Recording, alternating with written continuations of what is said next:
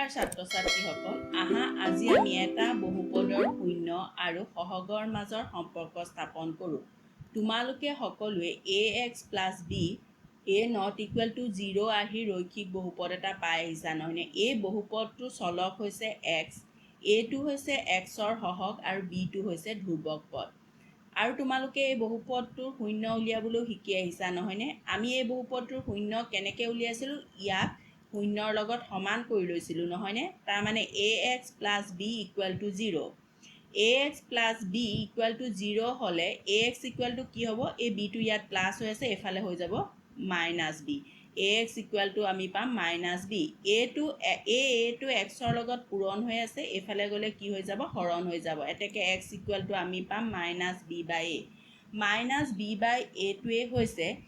এই বহুপদটোৰ শূন্য অৰ্থাৎ xৰ মান। তেতিয়াহ'লে আমি কি পালোঁ? বহুপদটোৰ শূন্য সমান কি পালোঁ? Minus B.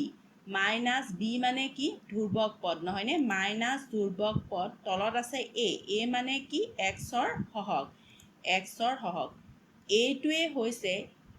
ax plus B বহুপদটোৰ শূন্য আৰু সহগৰ মাজৰ সম্পৰ্ক। এতিয়া এটা দ্বিঘাত বহুপদৰ শূন্য আৰু সহগৰ মাজৰ সম্পৰ্ক চাওঁ আহা। ধৰা হওক ax square plus bx plus c,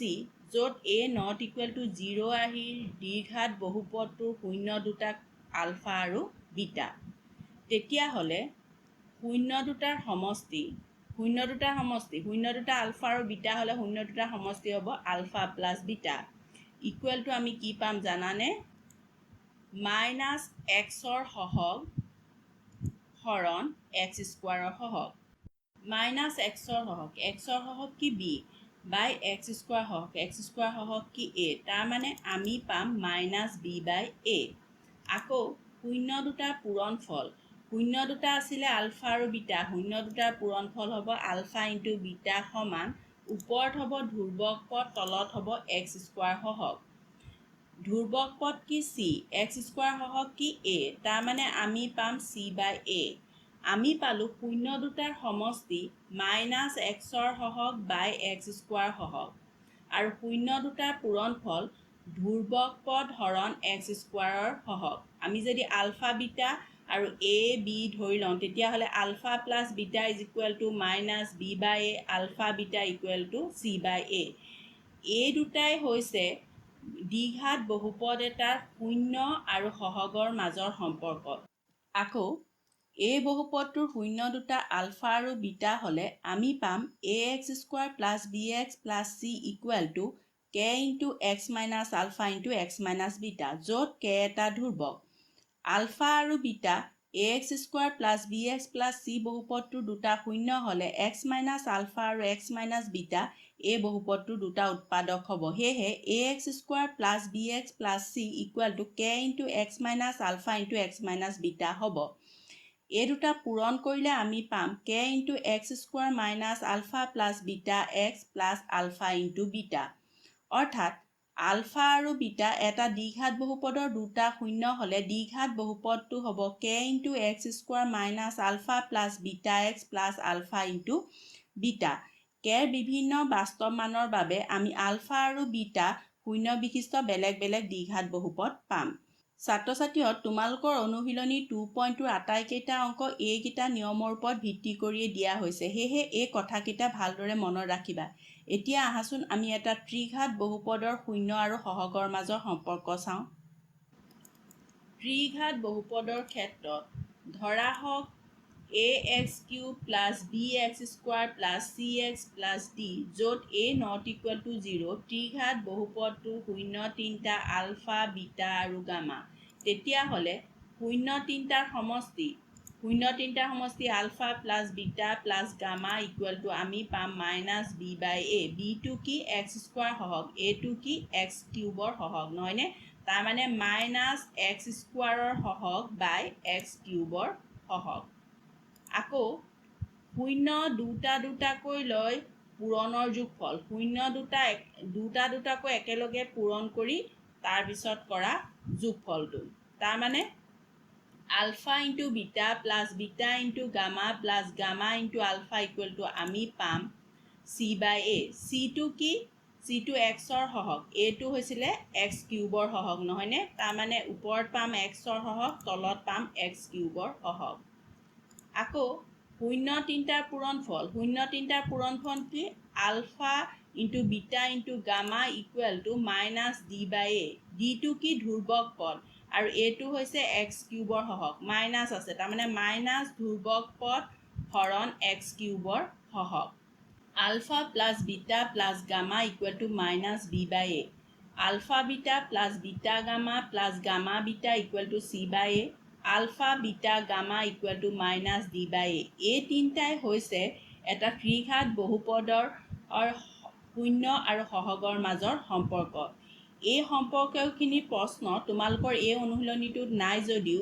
এই সম্পৰ্কবিলাকত শ্বৰ্ট কুৱেশ্যন হিচাপে তোমালোকৰ SSLC এক্সামত আহে সেয়েহে মই দি দিছোঁ তোমালোকে মনত ৰাখি থবা আকৌ আলফা বিটা আৰু গামা শূন্য বিশিষ্ট ত্ৰিঘাত বহুপদটো হ'ব x minus alpha into x minus beta into x minus gamma এতিয়া আহাচোন অনুশীলনী 2.2ৰ 1 নম্বৰ দুটামান প্ৰশ্নৰ সমাধান কৰোঁ তলৰ দ্বিঘাত বহুপদবোৰৰ শূন্য উলিওৱা আৰু এই শূন্যবোৰ আৰু সহগবোৰৰ মাজৰ সম্পৰ্ক সত্যাপন কৰা আমাক দিয়া দ্বিঘাত বহুপদবোৰৰ শূন্য উলিয়াবলৈ কৈছে আৰু আমি উলিওৱা শূন্যবোৰ আৰু সহগবোৰৰ মাজত আমি পোৱা সম্পৰ্ক স্থাপন কৰি সত্যাপন কৰিবলৈ কৈছে প্ৰথম প্ৰশ্নটো চাওঁ আহাচোন x square minus 2x minus 8 তোমালোকে আগতেও এনেধৰণৰ দ্বিঘাত বহুপদৰ উৎপাদক বিশ্লেষণ কৰিছা নহয়নে উৎপাদক বিশ্লেষণ কৰোঁতে আমি কি কৰোঁ এই মাজৰ টুৱাইছ এক্সটো দুটা অংশত ভাগ কৰোঁ নহয়নে কেনেদৰে ভাগ কৰোঁ ইয়াৰ সহগ দুইটো আমি এনেকুৱা দুটা সংখ্যালৈ পৰিৱৰ্তন কৰোঁ যাৰ পূৰণফল x স্কোৱাৰ সহগ আৰু ধ্ৰুৱক পদৰ সমান হয় x স্কোৱাৰ সহগ একো নাই মানে কি আছে 1 আছে তাৰমানে আমাৰ সংখ্যা দুটাৰ পূৰণফল কি হ'ব লাগিব 1 আৰু 8ৰ পূৰণফলৰ সমান 1 আৰু 8ৰ পূৰণফল কি 8 আমি এনে দুটা সংখ্যা বিচাৰিব লাগিব যাৰ পূৰণফল 8 আৰু বিয়োগফল কেলে বিয়োগফল কৰিছোঁ এই ধ্ৰুৱক পদৰ আগত কি চিন আছে মাইনাছ আছে নহয়নে সেইকাৰণে আমি বিয়োগ কৰিম বিয়োগফল কিমান হ'ব লাগিব 2 হ'ব লাগিব 8 এগুণ 8 কিন্তু 8ৰ পৰা 1 গ'লে কি হয় 7 হয় তাৰমানে বিয়োগফল আমি 2 নাপালোঁ নহয়নে সেইকাৰণে 8 আৰু 1 আমি ল'ব নোৱাৰোঁ অন্য দুটা সংখ্যা বিচাৰিব লাগিব অন্য দুটা সংখ্যা হৈছে 4 আৰু 2 চোৱাচোন 4 2 গুণ 8 আৰু 4 পৰা 2 গ'লেও 2 নহয়নে তাৰমানে আমি 2 জেগাত পাতিম 4 বিয়োগ 2 আমি এইটো বেছি বা কম নাপাতো একেটাই পাতিম 4 বিয়োগ 2 সমান 2 নহয় জানো 2 হলনি আমি পাতি দিম 4 বিয়োগ 2 আহাচোন ইয়াত এই 2 জেগাত আমি বহাই দিওঁ 4 বিয়োগ 2 x square minus 4 minus 2x আৰু শেষত আছে কি মাইনাছ 8 এতিয়া এই দুটা ভাঙি দিলে আমি কি পাম আমি পাম x স্কোৱাৰ মাইনাছে প্লাছে মাইনাছ 4 ইনটু x 4x মাইনাছে মাইনাছে plus 2 into x twice x minus 8 এই দুটাৰ পৰা কিবা কমন আহিব নেকি বাৰু দুইটাতে x আছে নহয়নে এই দুটাৰ পৰা আমি x এটা কমন ল'ব পাৰিম x স্কোৱাৰ মাইনাছ 4xৰ পৰা x কমন ল'লে কি থাকিব x মাইনাছ 4 প্লাছ এই দুটাৰ পৰা কিবা কমন আহিব নেকি দুইটাই 2 গুণিতক নহয়নে এই দুটাৰ পৰা আমি 2 এটা কমন ল'ব পাৰিম প্লাছ 2 টুৱাইছ x মাইনাছ 8ৰ পৰা 2 কমন ল'লে কি থাকিব x মাইনাছ 4 দুইটাতে x মাইনাছ 4 আছে নহয়নে এই দুটাৰ পৰা আমি x মাইনাছ 4 এটা কমন ল'ব পাৰিম x মাইনাছ 4 কমন ল'লে কি থাকি যাব x প্লাছ 2 এতিয়া আমি x square minus twice x minus 8ৰ মানটো কি পালোঁ x minus 4 into x plus 2 x square minus twice x minus 8ৰ মান শূন্য হ'ব যেতিয়া হয় x মাইনাছ 4 ইকুৱেল টু 0 হ'ব নহয় x প্লাছ 2 ইকুৱেল টু 0 হ'ব কিয় বাৰু দুটা সংখ্যাৰ পূৰণফল তেতিয়াহে শূন্য হয় যেতিয়া সংখ্যা দুটাৰ যিকোনো এটা শূন্য হ'ব নাইবা সংখ্যা দুইটাই শূন্য হ'ব x মাইনাছ 4 ইকুৱেল টু 0 এতেকে x ইকুৱেল টু পাম 4 x প্লাছ 2 ইকুৱেল টু 0 এতেকে x ইকুৱেল টু পাম আমি মাইনাছ 2 এতিয়া আমি শূন্য দুটা কি পালোঁ শূন্য দুটা পালোঁ মাইনাছ 2 4 এতিয়া আহাচোন শূন্য দুটা আৰু সহগৰ মাজৰ সম্পৰ্ক স্থাপন কৰোঁ শূন্য দুটাৰ সমষ্টি শূন্য দুটা কি আছিলে মাইনাছ 2 আৰু 4 মাইনাছ 2 প্লাছ 4 ইকুৱেল টু কি পাম আমি 2 শূন্য দুটাৰ সমষ্টি আমি কি পাই থৈছিলোঁ alpha plus beta equal to minus B by এই উত্তৰটো নোচোৱাকৈ আমি শূন্য দুটাৰ সমষ্টি মাইনাছ বি বাই পাতি দিওঁ আহা মাইনাছ বি মানে কি আছে ইয়াত মাইনাছ 2 মাইনাছ মাইনাছ 2 এ মানে কি আছে 1 তাৰ মানে আমি কিমান পাতিলোঁ মাইনাছে মাইনাছে প্লাছ 2/1 1টো তলত নাপাতিলেও হ'ব তাৰমানে আমি 2 পাতিলোঁ ঠিকেই পাতিলোঁ নহয়নে তাৰমানে আমি শূন্য দুটাৰ সমষ্টি কি পালোঁ ওপৰত মাইনাছ এক্সৰ সহগ আৰু তলত পালোঁ এক্স স্কোৱাৰ সহগ এইটো এক্সৰ সহগ এইটো হৈছে এক্স স্কোৱাৰ সহগ তাৰমানে আমি শূন্য দুটাৰ সমষ্টি মাইনাছ এক্সৰ সহগ আৰু মাইনাছ এক্স স্কোৱাৰ সহগ পালোঁ নহয়নে তাৰমানে সত্যাপন কৰা হ'ল এতিয়া দ্বিতীয়টো কি আছিলে শূন্য দুটাৰ পূৰণফল শূন্য দুটা কি আছিলে -2 × 4 -2 × 4 কি হ'ব প্লাছে মাইনাছে মাইনাছ 2 4 গুণ 8 -8 এতিয়া এই উত্তৰটো নোচোৱাকৈ শূন্য দুটাৰ পূৰণফল alpha into beta equal to c/a পাতি দিওঁ হা c মানে কি ইয়াত c মানে হৈছে -8 আৰু a মানে c মানে হৈছে -8 a মানে হৈছে 1 -8/1 মানে কি -8 আমি একেটাই পতা নাই নে ঠিকেই পাতিছোঁ নহয় তাৰ মানে শূন্য দুটাৰ পূৰণফল সমান কি ধ্ৰুৱক পদ হৰণ এক্স স্কোৱাৰ সহগ সত্যাপন কৰা হ'ল নহয়নে এতিয়া আহাচোন 1 নম্বৰৰ অন্য এটা প্ৰশ্নৰ সমাধান কৰোঁ 5 নম্বৰ প্ৰশ্নটো হৈছে t² - 15 এইটো t ওপৰত স্কোৱাৰ আছে আৰু মাজত আছে মাইনাছ যদি আমি 15টো স্কোৱাৰত প্ৰকাশ কৰিব পাৰোঁ তেতিয়াহ'লে এইটো a² - b² সূত্ৰ হৈ যাব নহয়নে এতিয়া 15টো স্কোৱাৰত আমি কেনেকৈ পাতিব পাৰোঁ আমি পাতিব পাৰোঁ এইটো ৰুট 15 স্কোৱাৰ 15 মানে ৰুট 15 স্কোৱাৰ নহয়নে তাৰ মানে আমি কি পাতিম t² - ৰুট 15 স্কোৱাৰ t মানে যদি a হয় ৰুট 15 মানে b হয় তেতিয়াহ'লে এইটো a² - b² সূত্ৰত পৰি আছে a² - b² সূত্ৰটো কি আছে a + b × a - b তাৰ মানে আমি এইটো t + ৰুট 15 × t - ৰুট 15ত ভাঙি দিব পাৰিম নহয়নে এতিয়া t² - 15 = 0 হ'ব যেতিয়া t + ৰুট 15 = 0 বা t - ৰুট 15 = 0 t + ৰুট 15 = 0 এতেকে t = কি হ'ব -ৰুট 15 t - ৰুট 15 = 0 এতেকে t = কি হ'ব ৰুট 15 এফালে মাইনাছ আছে এফালে গ'লে কি হৈ যাব প্লাছ হৈ যাব এতিয়া শূন্য দুটা আমি কি পালোঁ -ৰুট 15 আৰু +ৰুট 15 এতিয়া শূন্য দুটা আৰু সহগৰ মাজত সম্পৰ্ক স্থাপন কৰোঁ শূন্য দুটাৰ সমষ্টি আমি কি পাম -ৰুট 15 +ৰুট 15 +ৰুট 15 -ৰুট 15 কটাকটি যাব কিমান থাকিব 0 এতিয়া আগৰ ধৰণে আমি এই উত্তৰটো নোচোৱাকৈ আলফা + বিটা = -b/a পাতি দিওঁ আহাচোন b মানে আছিলে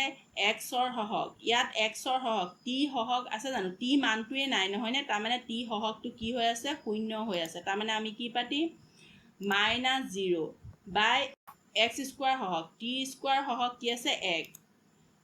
-0 মানে 0 আৰু তলৰ 1টো নেপাতিলেও হয় তাৰমানে আমি এইটোৰ সমানেই পাতিছোঁ নহয়নে তাৰমানে আমি কি পাতিছোঁ শূন্য দুটাৰ সমষ্টি কি পাতিছোঁ ওপৰত পাতিছোঁ -xৰ সহগ তলত x² সহগ সত্যাপন কৰা হৈছে নহয়নে আকৌ শূন্য দুটাৰ পূৰণফল শূন্য দুটা আছিলে -ৰুট 15 × +ৰুট 15 মাইনাছে প্লাছে হ'ব -ৰুট 15 × ৰুট 15 মানে হৈ যাব 15 নহয়নে আমি কি পাম -15 এতিয়া আকৌ শূন্য দুটাৰ পূৰণফল আলফা × বিটা = c/a এই উত্তৰটো নোচোৱাকৈ আমি c/a পাতি দিওঁ আহাচোন c মানে কি আছে ইয়াত ধ্ৰুৱক পদটো আছে -15 c মানে আছে -15 আৰু a মানে কি আছে t² সহগ কি আছে 1 আছে -15/1 মানে -15 নহয় জানো হয় তাৰ মানে আমি শূন্য দুটাৰ পূৰণফল c/a পাইছোঁ নহয়নে এতিয়া পাতি দিওঁ আহাচোন ওপৰত কি পাতিম এইটো ধ্ৰুৱক পদ আৰু তলত x² সহগ এতেকে সত্যাপন কৰা হ'ল নহয়নে ছাত্ৰ ছাত্ৰীসকল আজিৰ বাবে ইমানেই ইয়াৰ পিছৰ ভিডিঅ'টোত আমি অনুশীলনী 2.2ৰ 2 আৰু 3 নম্বৰ প্ৰশ্নৰ সমাধান কৰিম 1 নম্বৰৰ যদি অন্য কিবা প্ৰশ্ন কৰি দিব লাগে তেতিয়াহ'লে তোমালোকে কমেণ্ট বক্সত কমেণ্ট কৰিবা ধন্যবাদ